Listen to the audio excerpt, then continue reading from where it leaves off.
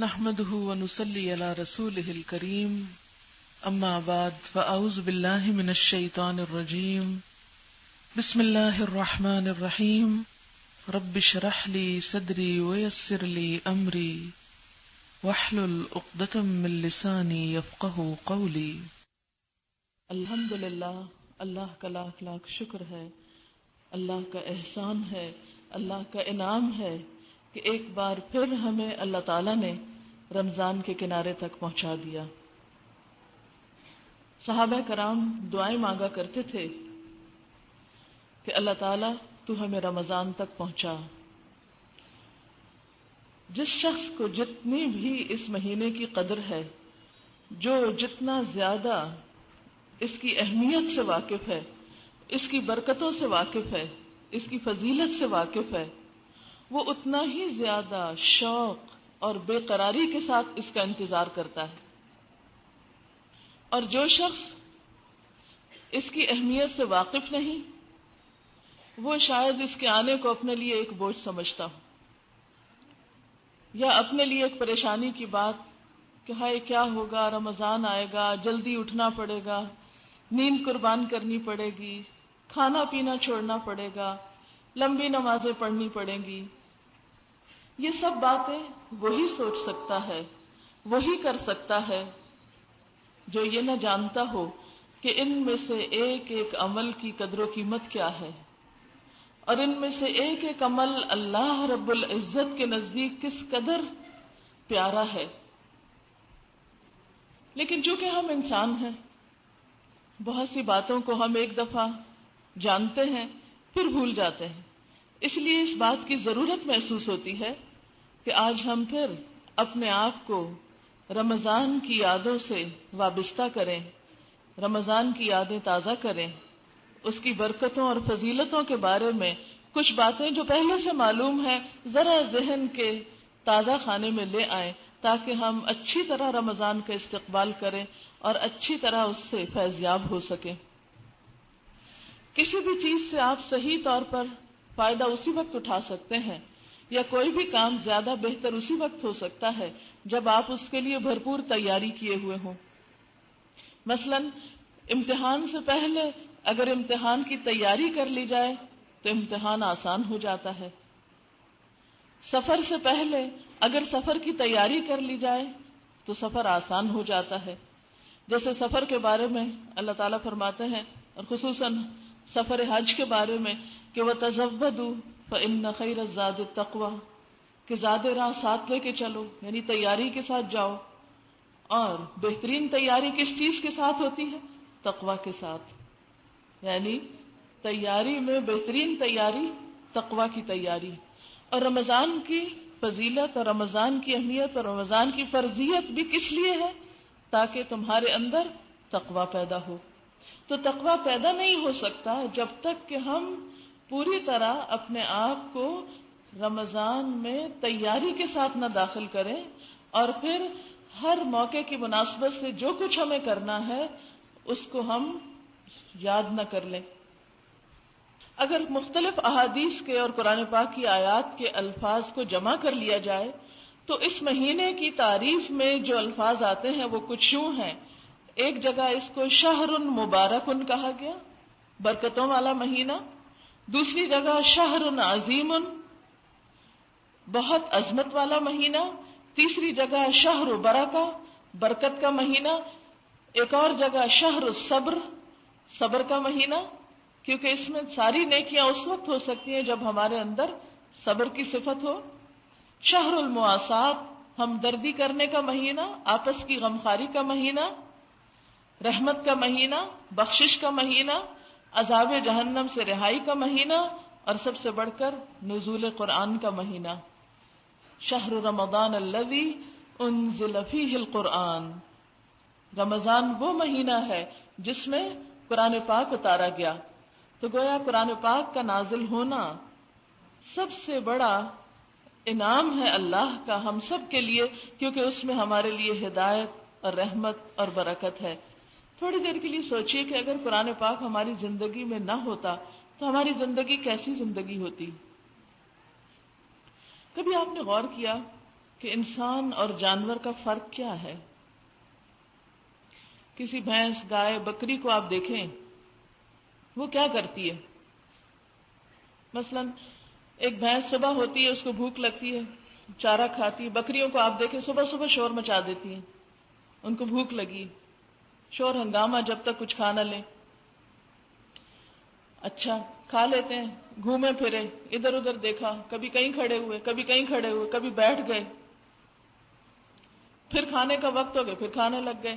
اور اگر کہیں چر رہی ہیں تو نان سٹاپ کھانا، کھاتے چلے جا رہے ہیں. یعنی ان کی زندگی میں اگر فکر ہے تو کس چیز کی؟ کھانے کی. کھانے کے بعد جنسی ضروریات پوری کرنے کی، بچے پیدا کرنے کی، اور بس. نہ کوئی سوچ، نہ سمجھ، نہ عقل، نہ شعور، نہ پڑھنا، نہ لکھنا، کچھ اور زندگی میں ہے ہی نہیں. آپ سوچئے کہ جو انسان بھی بس صرف کھانے کی فکر میں جیتا ہے اور نان سٹاپ کھانے ہی کے پیچھے پڑا رہتا ہے، ایک کے بعد ایک سیٹنگ اور ایک کے بعد ایک موقع. پھر آپ دیکھیے کہ کھانے کے بعد جسمانی لذات، گھومنا پھرنا، عیش و عشرت، سیر تفریح، انٹرٹینمنٹ کے پیچھے دوڑنا، صرف نفسانی اور جسمانی خواہشات کی تکمیل. اور اس زندگی میں نہ کوئی پڑھنا لکھنا ہو، نہ کوئی غور و فکر ہو. فکر ہو تو اپنے کھانے کی یا بچوں کی، اور صرف چند حیوانی ضروریات کی. ساری زندگی کی انرجی اسی چیز کے پیچھے لگ جائے. تو ایک بکری کی زندگی میں اور ایک لڑکی کی زندگی میں کیا فرق ہوا؟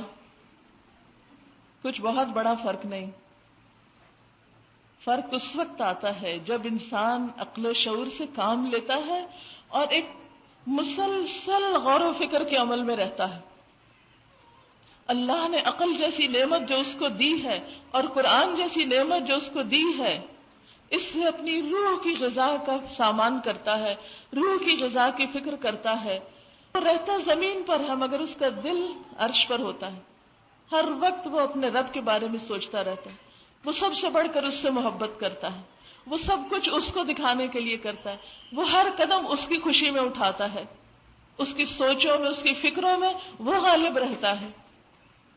اس کے دل میں ہمدردی ہے تو صرف اپنی نہیں، انسانیت کی ہمدردی. اس کے دل میں غم ہے تو صرف چند محدود چیزوں کا نہیں، وہ ہر انسان کے غم میں تڑپتا ہے. جو اس دنیا میں دکھی ہے یا اگلی دنیا میں دکھی ہو سکتا ہے. تو جس شخص نے عقل استعمال نہیں کی، قرآن کی نظر میں اولئک کالانعام بل ہم اضل، ایسے لوگ جانوروں کی طرح ہیں بلکہ ان سے بھی زیادہ بھٹکے ہوئے، ان سے بھی زیادہ راستہ گم کیے ہوئے، گمراہ، جنہیں پتہ ہی نہیں کہ انہیں کرنا کیا چاہیے. تو اس لیے بے حد ضروری ہے کہ ہم اپنے آپ کو اس علم کے ساتھ وابستہ کریں اور خصوصی طور پر رمضان میں اپنی روح کی پرورش کریں، اس کی خوشی کا انتظام کریں. اور روح کی خوشی، روح کی غذا اللہ کے اس کلام ہی کے اندر ہے جو خصوصاً اس مہینے میں اترا. اور پھر کس رات میں اترا؟ انا انزلناہ فی لیلۃ القدر وما ادراک ما لیلۃ القدر لیلۃ القدر خیر من الف شہر. الف شہر ہم نے اس قرآن کو لیلۃ القدر میں اتارا، یعنی اتنا اہتمام اس کتاب کے ساتھ. اور تم کیا جانو کہ لیلۃ القدر ہے کیا؟ لیلۃ القدر خیر من الف شہر. لیلۃ القدر، شب قدر 1000 مہینوں سے بہتر ہے. وہ کیوں 1000 مہینوں سے بہتر ہے؟ اس لیے کہ اس میں قرآن اترا ہے. تو جس رات کو صرف اس وجہ سے 1000 مہینوں سے بہتر قرار دے دیا جائے کہ اس میں قرآن اترا ہے، تو پھر خود اس قرآن کی اہمیت اور فضیلت اور برکت کیا ہوگی، جس کی وجہ سے ایک رات کو اتنی برکت مل گئی. تو اس شخص کے لیے پھر کیا انعامات ہوں گے، اس شخص کے لیے کیا عزت ہوگی، اس شخص کے لیے کتنی خوشی ہوگی، کتنا سکون ہوگا، کیا راحتیں ہوں گی کہ جس کی زندگی میں قرآن آ جائے اور کان خلقہ القرآن ہو جائے، کہ اس کا اخلاق، اس کا اٹھنا بیٹھنا چلنا پھرنا سب کچھ اس کی روشنی میں طے پا جائے. اسی کتاب کے ساتھ اللہ قوموں کو بلندی عطا کرتا ہے، اور جو اس کو چھوڑتا ہے اللہ دنیا میں اس کو ذلیل کر کے رکھ دیتا ہے. آج مسلمانوں کا حال اسی وجہ سے یہ ہے کہ ہم نے اور چیزوں کو تو اہم کر لیا، اس کتاب کو وہ اہمیت نہیں دے رکھی اپنی زندگی میں جس کے یہ لائق ہے. تو رمضان وہ مہینہ ہے جس میں یہ کتاب ہمیں ملی ہے. اس لیے خاص طور پر اس مہینے میں رمضان میں قرآن سے تعلق مضبوط کرنا ہے، خواہ وہ تلاوت کی شکل میں ہو، خواہ وہ تراویح کی شکل میں ہو، خواہ وہ اس کو سمجھنے کی شکل میں ہو. اور یاد رکھیے رمضان وہ مہینہ ہے جس کی پہلی ہی رات شیاطین اور سرکش جن باندھ دیے جاتے ہیں، یعنی بڑے بڑے جن جو ہے ان کو تو پکڑ لیا جاتا ہے، جہنم کے دروازے بند کر دیے جاتے ہیں. اصل میں یہ سمبولک بھی ہے کہ لوگوں کو بتایا جائے کہ دیکھو برائی کے مواقع کم کر دیے گئے ہیں، اب تمہارے لیے خیر اور بھلائی کے رستے عام کر دیے گئے ہیں، اب بھی اگر تم اس طرف نہیں آتے تو پھر کس کا قصور ہے. اور جہنم کا ایک بھی دروازہ کھلا نہیں رہنے دیا جاتا، جنت کے سارے دروازے کھول دیے جاتے ہیں، ان میں سے کوئی بھی بند نہیں کیا جاتا. ایک منادی اعلان کرتا ہے، اے بھلائی کے چاہنے والے آگے بڑھ، یا باغی الخیر اقبل، اے نیکیوں کے طلبگار موقع آ گیا، نیکیوں کی سیل لگ گئی، نیکیوں کی بہار آ گئی، آگے بڑھو، دوڑو، ہمت کرو. وَيَا بَاغِيَ الشَّرِّ اقصر، اور اے برائیوں کے پیچھے دوڑنے والے اب تو رک جاؤ، اب تو کمی کر دو، اب تو ٹھہر جاؤ، اب تو سارا ماحول نیکی کا بن گیا، اب بھی برائی کرتے رہو گے، اب بھی غلط کام نہیں چھوڑو گے. وَلِلَّهِ عُتَقَاءُ مِنَ النَّارِ وَذَلِكَ فِي كُلِّ لَيْلَةٍ، اور اللہ تعالی رمضان کی ہر رات میں بہت سے لوگوں کو عذاب جہنم سے رہائی دیتے ہیں، اور یہ ہر رات ہوتا ہے. ہر رات بہت سے لوگوں کے حق میں بخشش لکھ دی جاتی ہے، ان کو جن پر دوزخ واجب ہو چکی ہوتی ہے انہیں دوزخ سے رہائی کے پروانے مل رہے ہوتے ہیں. جیسے حج کے موقع پر عرفہ کے دن بہت سے لوگوں کی نجات ہوتی ہے، اسی طرح رمضان کی ہر رات بہت سے لوگوں کی بخشش کا اعلان ہوتا ہے. لیکن ظاہر ہے یہ خوش نصیب وہ ہیں جو اس مہینے کی برکتوں سے فائدہ حاصل کرنے کے لیے پھر اللہ کی طرف لوٹیں، پھر یہ نیکی کے مواقع میں آگے بڑھیں. پھر اسی طرح ایک اور حدیث میں آتا ہے، نبی صلی اللہ علیہ وسلم نے فرمایا، الصلوات الخمس والجمعة الى الجمعة ورمضان الى رمضان مکفرات ما بینہن اذا اجتنبت الکبائر. 5 نمازیں جمعے سے جمعہ اور رمضان سے رمضان تک جو گناہ ہو جاتے ہیں، یعنی 5 نمازوں کے بیچ میں، جمعے سے جمعے تک اور رمضان کے بیچ میں پچھلے رمضان سے لے کر اب تک، ان کا کفارہ ہو جاتا ہے رمضان میں اگر انسان بڑے بڑے گناہوں سے اجتناب کرے. یعنی محض روزہ رکھنے سے ہی کفارہ ہونے لگتا ہے. لیکن اگر کوئی شخص اپنے گناہوں پہ نادم ہو تو سارے گناہ معاف ہو سکتے ہیں، شرط یہ ہے کہ انسان اللہ کی طرف پلٹ آئے. یاد رکھیے رمضان جہاں اللہ تعالیٰ کے حقوق ادا کرنے کا مہینہ ہے، وہاں بندوں کے حقوق کو بھی نئے سرے سے ادا کرنے کا اور اس کی تجدید کرنے کا مہینہ ہے. رمضان میں پہلی چیز تو آپ جو کریں گے وہ تو روزہ ہے، اور روزہ ہر بالغ انسان پر، صحت مند انسان پر فرض ہے. اور اس میں صرف ان مریضوں کو رخصت ہوتی ہے جن کا مرض روزہ رکھ کے بڑھتا ہو. کچھ مرض تو ایسے ہوتے ہیں جو روزہ رکھ کے گھٹتے ہیں، یعنی رمضان میں ہر مریض کے لیے رخصت نہیں ہے، صرف ان مریضوں کے لیے ہے جن کو روزہ رکھ کے مرض کے بڑھنے یا ہلاکت کی طرف جانے کا اندیشہ ہو. اور کوئی واقعی ایماندار ڈاکٹر یہ ریکمینڈ کرے اور وہ خود بھی تجربہ کر کے دیکھے کہ وہ روزہ رکھنے کے قابل نہیں ہے. کیونکہ حدیث میں آتا ہے کہ جس نے بغیر کسی عذر کے رمضان کا ایک روزہ چھوڑ دیا، یعنی بغیر کسی وجہ کے، بغیر کسی خاص بیماری کے یا کسی اور ایسی ضرورت کے، تو وہ چاہے ساری عمر روزے رکھے اس ایک روزے کے اجر کو نہیں پہنچ سکتا. اس لیے اس معاملے میں کوتاہی نہیں کرنی چاہیے، اس معاملے میں بہت توجہ رکھنی چاہیے، اور روزے کی طرف خصوصی طور پر اس کا پورا اہتمام کرنا چاہیے. وقت پر سحری، وقت پر افطاری، کیونکہ اگر وقت سے بعد آپ سحری کرتے رہیں، کیونکہ کچھ لوگوں کو دیکھا گیا وہ کہتے ہیں جی اذان تک کھا سکتے ہیں، اور ہمارے یہاں تو اذانیں آدھے گھنٹے کے وقفے سے ہوتی رہتی. اس لیے اذان کا اعتبار نہیں کریں، جو کیلنڈر آپ کو ملے اس کو دیکھ کر روزے کا جب ٹائم بند ہو تو سحری ختم کر دیں.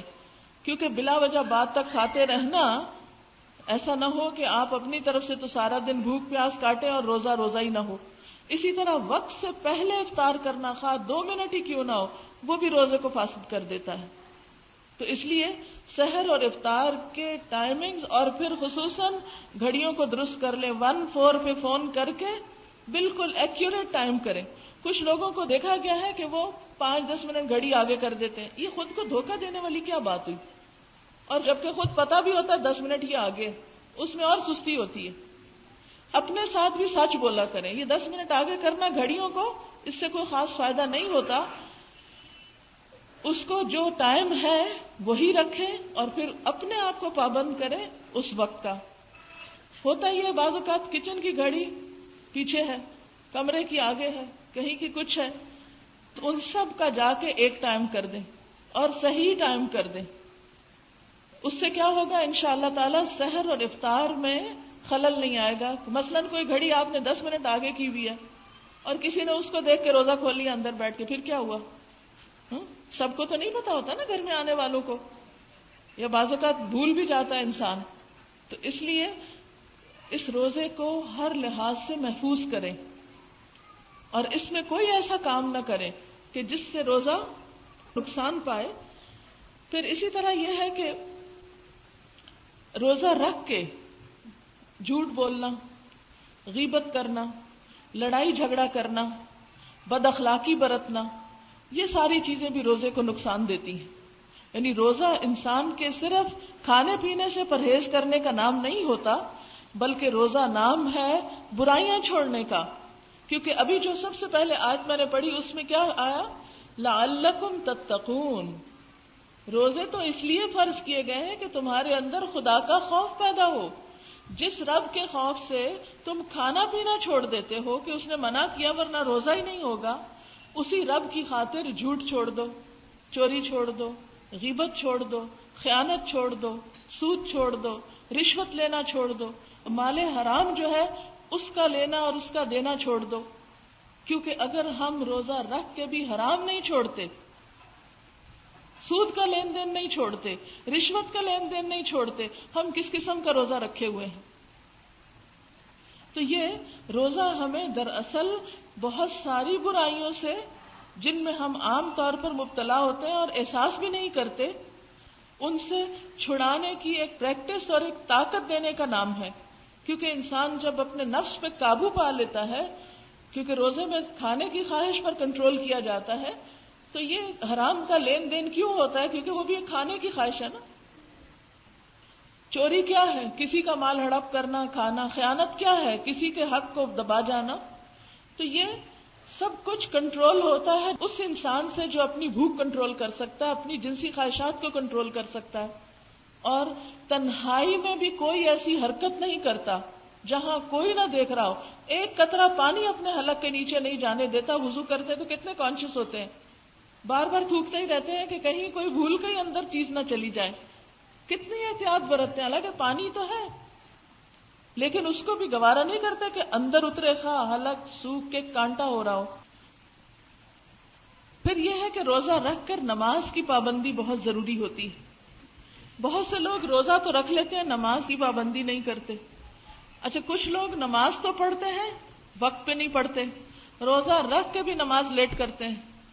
مثلا بعض لوگ سحری نہیں کریں گے، کیا کریں گے؟ پانی کے گلاس پاس رکھ لیں گے صرف ایک سنت پوری کرنے کو، ذرا سی آنکھ کھلی پانی پہ پھر سو گئے. اس سونے میں فجر کی نماز بھی گئی. نہیں، یہ برکت کا مہینہ ہے، یہ رحمتوں کا مہینہ ہے. یہ رحمتیں ان پہ آئیں گی جو اٹھ کے بیٹھ کے اچھے طریقے سے سحری بھی کریں گے. کیونکہ آپ صلی اللہ علیہ وسلم نے خاص تاکید کی سحری کرنے کی. تسحروا فإن فی السحور برکہ، سحری کیا کرو کیونکہ سحری کرنے میں برکت ہے. سحری کرنے والوں پر فرشتے دعائیں خیر پڑھ رہے ہوتے ہیں، یعنی ان کے لیے دعائیں کر رہے ہوتے ہیں، ان کے لیے رحمت کی دعائیں مانگ رہے ہوتے ہیں جو سحری کر رہے ہوتے ہیں.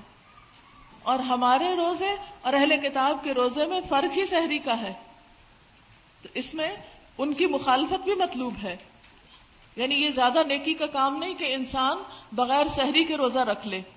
نیکی کس میں ہے کہ پراپر طریقے سے سحری کرے جس سے انسان کو طاقت حاصل ہو اور دن بھر عبادات اچھی طرح بجا لائے. پھر اس میں آپ دیکھیے عام نوافل کا بھی اہتمام اور خصوصی طور پر صلاۃ التراویح، کیونکہ تراویح کی نماز جو ہے وہ اس رمضان کی خاص نماز ہے۔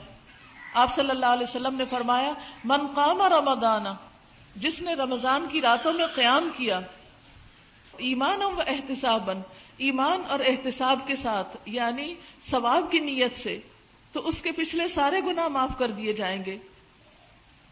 یعنی رمضان کے بعد پھر انسان گناہوں کے بوجھ سے بالکل پاک ہو جاتا ہے اور صاف ہو جاتا ہے، جیسے انسان نہا کر بالکل میل کچیل سے پاک ہو جاتا ہے۔